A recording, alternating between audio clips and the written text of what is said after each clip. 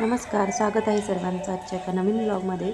तर आज मी तुमच्यासोबत माझं सकाळपासून दुपारपर्यंतचं रुटीन शेअर करणार आहे. सकाळपासून दुपारपर्यंत मी कामं कशी आवरते आणि कुठली कामं कोणत्या वेळेत करते हेच मी तुमच्यासोबत शेअर करणार आहे. तर व्हिडिओ स्किप न करता शेवटपर्यंत नक्की बघा. आणि हो, तुम्ही जर चॅनलवरती नवीन असाल तर चॅनलला लाईक, शेअर आणि सबस्क्राईब नक्की करा, जेणेकरून असेच नवनवीन व्हिडिओ तुम्हाला सर्वात आधी बघता येतील. चला तर मग आजच्या व्हिडिओला सुरुवात करूया. सगळ्यात आधी माझ्या दिवसाची सुरुवात होते ती म्हणजे उंबरठा पूजनापासून. तर आंघोळ वगैरे झाल्यानंतर मी सगळ्यात आधी घर झाडून घेते आणि त्यानंतर स्वच्छ पुसून घेते. आणि हे जो गॅलरीचा भाग आहे तर हा सुद्धा मी स्वच्छ झाडून पुसून घेते, कारण इथे आम्ही नेहमी चहा वगैरे घेतो किंवा मग दुपारच्या वेळेला किंवा संध्याकाळच्या वेळेला निवांत बसतो. त्यामुळे हा भागसुद्धा मी स्वच्छ ठेवते. आणि त्यासोबतच पावसाळा जर असेल तर मग पावसाळ्यामध्ये इथे जास्त काही बसता येत नाही किंवा मग काही कामं वगैरेसुद्धा करता येत नाही. पण उन्हाळ्यात आणि हिवाळ्यात मात्र मी इथे बरीचशी कामं करते आणि सगळं घर वगैरे आवरत असते. तर त्यावेळेस भांडी वगैरेसुद्धा मी इथंच वाळू घालते. त्यामुळे हा जो गॅलरीचा भाग आहे तर हा मी नेहमी स्वच्छ ठेवते, जेणेकरून मग तिथे बसायलासुद्धा छान वाटतं. तर सगळं घर झाडून पुसून स्वच्छ केलेलं होतं. त्यानंतर दिवसाची सुरुवात होते ती म्हणजे छान अशा उंबरठा पूजनापासून. तर आज छान असं उंबरठा पूजन केलं. असं तर रोजच करते, पण एखाद्या वेळेस असं होतं की हळदीचं लेपन सकाळी करणं शक्य होत नाही, म्हणून मी फक्त मग हळदीचं पाणी उंबरठ्यावरती शिंपडते आणि त्यानंतर दोन्ही बाजूला लक्ष्मीची पावले आणि समोर छोटीशी रांगोळी हातानेच काढून घेते. मात्र काही एखाद्या विशेष दिवशी गुरुवार असेल, शुक्रवार असेल, अमावस्या, पौर्णिमा या दिवशी मी छान अशी रांगोळी काढते, उंबरठा छानपैकी सजवून घेते. पण रोज करणं शक्य होत नाही, पण सणासुदीला किंवा एखाद्या विशेष दिवशी उंबरठा छान असा मी सजवून घेते. तर छान आणि साध्या पद्धतीने उंबरठा पूजन माझं झालेलं होतं. त्यानंतर मग मुलांना स्कूलमध्ये जायचं होतं, तर त्याची तयारी चालू होती. कारण आता सध्या मुलांची एक्झाम चालू आहे आणि त्यामुळे त्यांना उशीर नको व्हायला म्हणून मग सगळी कामं मी वेळेत पटापट आवरून घेते. सगळ्या कामाची सुरुवात 5:45, 6ला केल्यानंतर 8पर्यंत सगळी कामं माझे होऊन जातात आणि अगदी 2 तासामध्ये घर झाडून पुसून आणि स्वयंपाकसुद्धा होतो. मग देवपूजा राहते आणि कपडे वगैरे धुवायचे असतात तर ते मी नंतर करते, कारण सोबतच भांडी वगैरेसुद्धा राहतात तर ती मी नंतर घासते.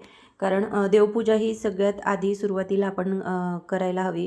पण मुलांना स्कूल असतं आणि त्यांचा टिफिन वेळेत व्हावा म्हणून मग मी स्वयंपाक वगैरे आधी करून घेते आणि त्यानंतर देवपूजा करते. मुलं स्कूलमध्ये गेल्यानंतर 7:45 किंवा 8 वाजता मी देवपूजा करते आणि त्यानंतर मग बाकीची कामं आवरते. तसं तर सगळी कामं अर्ध्यापैकी झालेली असतात आणि बऱ्याच वेळा जर शक्य झालं तर देवपूजासुद्धा मी मुलं स्कूलमध्ये जाण्याच्या आधी करून घेते. त्यामुळे नंतर जास्त फार काही कामं नसतात. आता सध्या मुलांची एक्झाम चालू आहे आणि त्यामुळे स्कूलसुद्धा लवकर संपतं आणि मुलं घरी लवकर येतात. तर त्यामुळे त्यांना टिफिनमध्ये काहीतरी हलकं-फुलकं असं खायचं असतं. तर बऱ्याच दिवसांपासून मुलांचं चाललं होतं की आम्हाला पुलाव किंवा खिचडी करून टिफिनमध्ये न्यायची आहे. तर इथे मला फोडणीची खिचडीच करायची होती म्हणून मग मी त्याच्या तयारीला लागले. तर रोजच भाजीपोळी असते आणि रोज भाजीपोळी किंवा भाकरी म्हटलं की मुलांना त्याचा कंटाळा येतो, म्हणून मग अधूनमधून असं काहीतरी केलं की त्यांनासुद्धा आवडतं आणि ते पदार्थ आवडीने सुद्धा खातात. तर मला फोडणीची खिचडी करायची होती, तर त्यासाठी मी काही भाज्या चिरून घेतल्या होत्या. त्याच्यामध्ये वाटाणा, टोमॅटो, बटाटा आणि शेंगदाणे सुद्धा घेतले होते, कारण शेंगदाणे असे मंद आचेवरती तेलामध्ये भाजल्यानंतर ते खिचडीमध्ये किंवा पुलावमध्ये खायला खूप छान लागतात. त्यामुळे मी ते असे भाजून घेते आणि त्यानंतर मग फोडणीला घालते. तर इथे छान अशी फोडणी मी कुकरमध्येच दिली होती, कारण खिचडी ही कुकरमध्ये शिजवायची होती.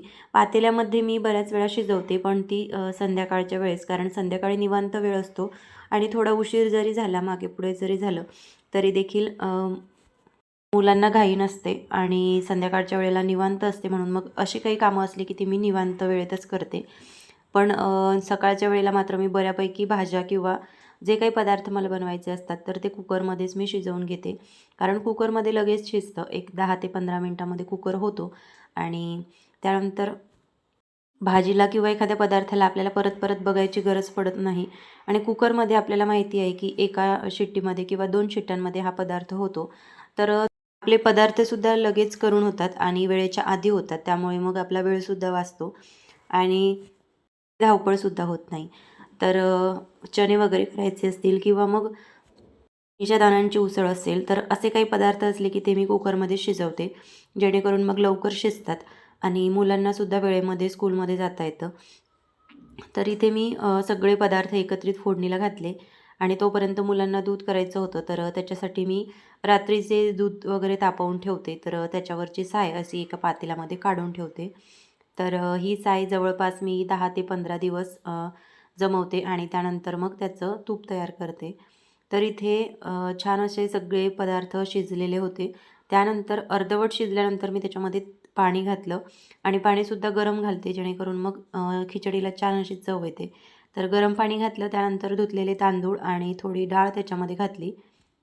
त्यानंतर मग कुकरला व्यवस्थित लावून घेतलं आणि आता एकदम 2 ते 3 शिट्ट्यांमध्ये जी खिचडी आपण लावलेली आहे तर ती तयार होते. तर खिचडी इथे मी लावलेली होती. तोपर्यंत मुलांना दूध मी दिलं. आता मुलांना चॉकोज वगैरे असले की मी असं वाटीमध्येच दूध देते, कारण त्यांना व्यवस्थित खाता येतं. कपामध्ये व्यवस्थित खाताही येत नाही आणि कपसुद्धा बऱ्याच वेळा सांडतो. त्यामुळे मग मी असं वाटीमध्ये मुलांना दूध देते आणि त्याच्यामध्येच वरून चॉकोज वगैरे टाकून घेते आणि त्यानंतर ते छान असे भिजल्यानंतर मुलांना देते. तर मुलं आवडीने खातात आणि वेळेस मात्र कपातच देते. तर इथे छान असं त्यांचं दूध जे आहे ते तयार झालेलं होतं आणि त्यानंतर मी त्यांना दूध दिलं. पर्यंत मला इथे सकाळी औषध वगैरे घ्यायची असते, तर त्यासाठी मी गरम पाणी घेते. आता गरम पाणी नेहमी घेते, पण औषधसुद्धा गरम पाण्यासोबतच घ्यायची असते. तर त्यामुळे पाणी एकदाच ठेवून घेते. तर इथे एका छोट्या कपामध्ये मी 2 चम्मच औषध घेते आणि त्यानंतर त्याच्यामध्ये थोडं गरम पाणी टाकते. त्यानंतर मग 1 ग्लास गरम पाणी रोज सकाळी मी घेत असते. तर बऱ्याच वेळा असं होतं की सकाळी-सकाळी पाणी घेणं शक्य होत नाही. पण शक्यतो मी रोज सकाळी दिवसाची सुरुवात ही गरम पाणी घेऊनच करते, जेणेकरून संपूर्ण दिवसभर मग खूप छान वाटतं. इथे माझं औषध वगैरे घेऊन झालं. त्यानंतर मग मुलांचं दूध वगैरे झालं आणि त्यानंतर खिचडी छान अशी शिजलेली होती. तर कुकर जो आहे तो मी खाली घेतला आणि त्याची वाफ जाऊ दिली. त्यानंतर कुकर उघडून घेतला आणि छान अशी खिचडी जी आहे तर ती तयार झालेली होती. तर कुकरमध्ये कुठलाही पदार्थ लावल्यानंतर त्याच्यामध्ये जे काही भाज्या वगैरे किंवा फोडणीला आपण जे घालतो तर ते सगळं वरच्या बाजूने येते. त्यामुळे ते सगळं एकत्रित करून मगच आपण घेतो. तर इथे खिचडीला सुद्धा फोडणी दिल्यानंतर सगळे जे पदार्थ आहेत टोमॅटो, कांदा आणि बटाटा, वाटाणे हे जे टाकलेलं होतं तर ते सगळे वरती आलेले होते, म्हणून सगळी खिचडी मी एकत्रित केली आणि त्यानंतर मुलांना ती टिफिनमध्ये दिली. तर छान अशी खिचडी तयार झालेली होती. त्यानंतर वरून तेल घातलं आणि टिफिन पॅक केले. त्यानंतर त्यांना दूध केलेलं होतं, तर त्याच्यामधलंच थोडं दूध उरलेलं होतं, तर त्याच्यामध्ये मी थोडं पाणी घातलं आणि माझा चहा त्याच्यामध्येच ठेवून घेतला. कारण परत दुसरं पातेलं ठेवायचं म्हटलं की खूप सारी भांडी जमा होतात, म्हणून मग मी एखाद्या पातेल्यामध्ये 1-2 पदार्थ तरी बनवूनच घेते, जेणेकरून मग भांडीसुद्धा कमी घासावी लागतात.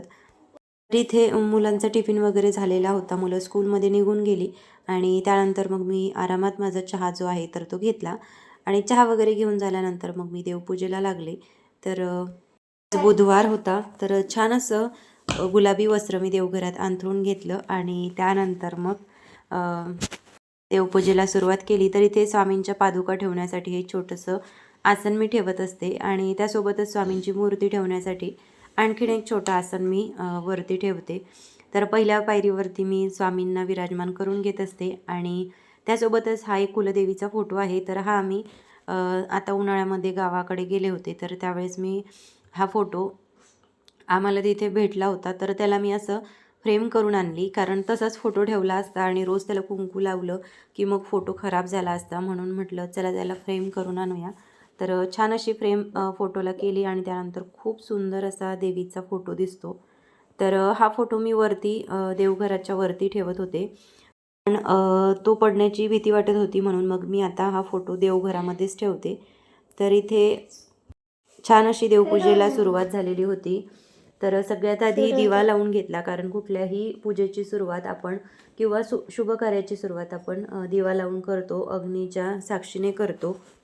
सगळ्यात आधी देवपूजेला सुरुवात करण्या अगोदर मी दिवा लावून घेते आणि त्यानंतर दिव्याची सुद्धा पूजा वगैरे करून घेतली. दिव्याच्या वरच्या बाजूला जे छोटं स्टीलचं बाऊल आहे, तर त्याच्यामध्ये भीमसेनी कापूर मी टाकून घेते आणि थोडं पाणी टाकते, जेणेकरून मग ते संपूर्ण दिवसभर जळत राहतं. म्हणजे जोपर्यंत दिवा आहे तर तोपर्यंत कापूर वरचा जळत राहतो आणि त्याचा सुगंध संपूर्ण घरभरात पसरतो. त्यामुळे काय होतं, पॉझिटिव्ह एनर्जी निर्माण होते आणि आपल्यालासुद्धा खूप छान वाटतं. आणि सकाळी सकाळी पूजा करताना आपलं मन प्रसन्न असावं, त्यासाठी आपण बऱ्याच गोष्टी करतो. तर अशा छोट्या छोट्या गोष्टी केल्या की आपल्यालासुद्धा खूप छान वाटतं आणि घरातसुद्धा खूप छान शांततेचं वातावरण निर्माण होतं. तर असा कापूर मी धूपदानीमध्ये सुद्धा लावून घेते आणि इथे दिव्याच्या वरती सुद्धा लावते. तर छानपैकी इथे माझी देवपूजा झालेली होती. सगळ्या देवांना मी स्नान घालून घेतले आणि त्यानंतर मग छान अशी रांगोळी काढली. तर असे 1-2 साचे माझ्याकडे आहेत. तर फार काही साचे नाही, पण जे मोजके, जसे स्वामींच्या नावाचा किंवा कुलस्वामिनीच्या नावाचा, तर असे 2 साचे आणि 1-2 बॉर्डर रांगोळ्या आहेत. तर त्या मी नेहमी ठेवते, कारण बऱ्याच वेळा हाताने रांगोळी काढल्यापेक्षा साच्याने रांगोळी काढल्यानंतर लवकर होते आणि आपल्याला पूजा वगैरे मांडायची असेल किंवा इतर कामे आवरायची असतील, तर साचे वगैरे असले किंवा रेडीमेड काही गोष्टी असल्या की आपली पूजासुद्धा लवकर आवरते आणि कामंसुद्धा लवकर आवरतात. तर इथे छान अशी सुंदर माझी देवपूजा झाली होती. त्यानंतर देवांना फुलं अर्पण करायची. तर भाजीपाला वगैरे संपलेला होता. तर जेव्हा मी भाजीपाला घेते तर त्यावेळेसच मी अर्धा किलो किंवा 1 पाव फुलं घेते. तर मग ते मला 8-15 दिवस आरामात पुरतात किंवा मध्ये जरी संपले तरी आणल्यासुद्धा जातात. पण 3 दिवस झाले फुलं जे आहे तर ते संपले होते.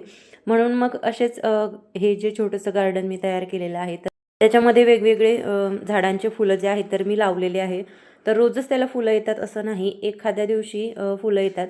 पण आता सध्या हे जे कुंदाचं झाड आहे तर याला बऱ्यापैकी रोजचे 10-12 का होईना फुलं जे आहे तर ते येत असतात. तर हे फुलं मी देवांना अधूनमधून अर्पण करते. तर आता नेमके फुलं संपलेले होते, म्हणून म्हटलं चला आता हेच फुलं देवांना अर्पण करूया. तर या झाडाला जवळपास 10-15 फुलं निघाली होती. झाड जरी छोटं दिसत असलं तरी खालीसुद्धा भरपूर फुलं कुंडीमध्ये पडलेली होती आणि एका फांदीला 4-4, 5-5 फुलं होती. त्यामुळं पूजेपुरती भरपूर फुलं मला मिळाली होती. तर ही सगळी फुलं मी घेतली आणि त्यानंतर देवांना अर्पण करायला नेलं आणि तोपर्यंत जे देवांना अंघोळ घातलेलं पाणी होतं तर ते सगळ्या झाडांना थोडं थोडं दिलं. कारण काय होतं, एकाच झाडाला जर पाणी दिलं तर लगेच ते पाणी खाली येतं आणि मग एखाद्या वेळेस त्याच्यावरती आपलाच पाय पडतो. म्हणून सगळ्या झाडांना थोडं थोडं पाणी देते, जेणेकरून मग ते संध्याकाळपर्यंत सगळं पाणी वाळून जातं आणि त्यानंतर आपण संध्याकाळी तर पाणी घालतोच झाडांना. तर त्यामुळे मग थोडं थोडंच पाणी सगळ्या झाडांना घालते, फक्त तुळस सोडून. कारण तुळशीला आपण देवांच्या आंघोळीचं पाणी घालायचं नाही असं म्हटलं जातं. म्हणून मग तुळस सोडून बाकी सगळ्या झाडांना मी थोडं थोडं पाणी घालते. ते सगळ्या झाडांना थोडं थोडं पाणी घालून झालेलं होतं. त्यानंतर जी तोडलेली फुलं होती तर ती मी देवांना अर्पण केली. आता जवळपास सगळ्या देवांना एक एक फुल अर्पण केलं. पण फुलं जर नसतील तर आपली देवपूजा ही अपूर्णच मानली जाते. एखादं का फूल होईना रोज आपल्या देवांना, देवघराला हे नेहमी आपण अर्पण केलं पाहिजे.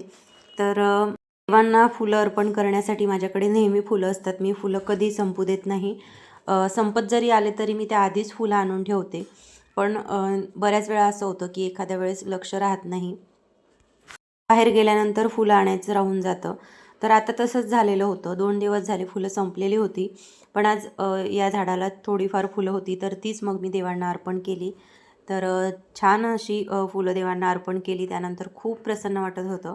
तर सकाळची पूजा माझी छान झालेली होती आणि त्यानंतर मग आरती वगैरे मी करून घेतली. सगळ्या घरात धूप दीप दाखवून घेतला आणि त्यानंतर माझी नित्यसेवा मी केली. तर नित्यसेवेमध्ये मी गुरुचरित्रामधील 14वा अध्याय, 18वा अध्याय हे पठण करते आणि त्यासोबतच स्वामींच्या 11 माळी करते. तर स्वामींच्या 11 माळी पूजा झाल्यानंतर करणं शक्य होत नाही. तर मी स्वयंपाक करताना किंवा भांडी वगैरे घासताना स्वामींचा जप करते, म्हणजे माझ्या 11 माळी बरोबर होऊन जातात. तर जवळपास एक 15 ते 20 मिनटं मी स्वामींचा नामजप करते, म्हणजे 11 माळी आपल्या होतात असं आपण समजून जायचं. तर इथे सगळ्या घरात धूप दीप दाखवून घेतला. आता धूप आणि दीप दाखवताना आपल्या घराचं बाथरूम आणि टॉयलेटचा भाग सोडून आपण घरात सगळीकडे धूप दाखवायचा आहे, जेणेकरून आपल्या घरामध्ये शांत आणि प्रसन्नतेचं वातावरण निर्माण होतं. तर इथे सगळीकडे मी धूपदीप दाखवून घेतला. त्यानंतर मग जे बाहेर गॅलरीमध्ये तुळशी वृंदावन आहे, महादेवांची छोटीशी शिवलिंग आहे, तर तिथे सुद्धा मी धूप दाखवून घेतला, अगरबत्ती ओवाळून घेतली आणि त्यानंतर तिथे एक अगरबत्ती लावून घेतली. कारण इथे सुद्धा खूप छान वाटतं. असं झाडांजवळ बसल्यानंतर बराच वेळ असं वाटतं की इथेच बसून राहावं, कारण तिथे बसल्यानंतर खूप छान आणि प्रसन्न वाटतं. तर त्यामुळे ही जागासुद्धा मी स्वच्छ ठेवते, जेणेकरून आपल्याला बसायला छान वाटतं. आणि आजूबाजूची जागा जर आपण अशी स्वच्छ ठेवली तर झाडंसुद्धा लवकर वाढतात आणि झाडं दिसायलासुद्धा खूप छान दिसतात.